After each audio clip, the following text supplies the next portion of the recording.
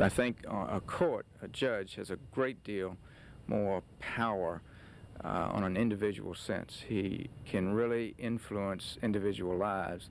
Bernard G. Barrow had served a term in the Virginia General Assembly before losing the election last year to Buster O'Brien, so he has a firm basis for comparing the relative power and influence of the state legislature to that of the state judiciary.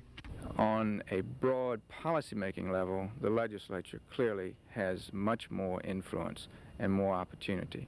The processes themselves are quite different in the sense that the legislative process is one of compromise, trying to achieve the possible out of a framework of a number of alternatives.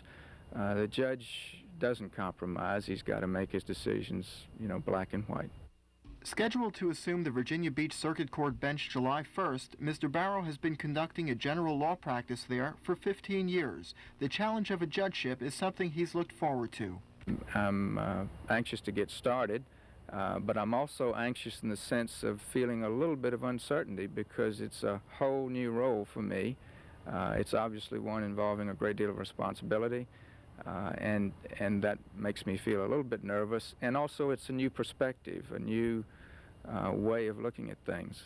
Judge-designate Barrow is perceived to be a moderate to liberal lawmaker, admitting to reasonably conservative tendencies when it comes to fiscal matters. He favors the Equal Rights Amendment, and in general, he places a high priority on human rights and equality and even-handedness. Well, I hope, if anything, I guess fairness is sort of the guide word that most judges would want, and I certainly would want it. I would want people to think of me in the judicial sense as being as fair as a human being possibly can be.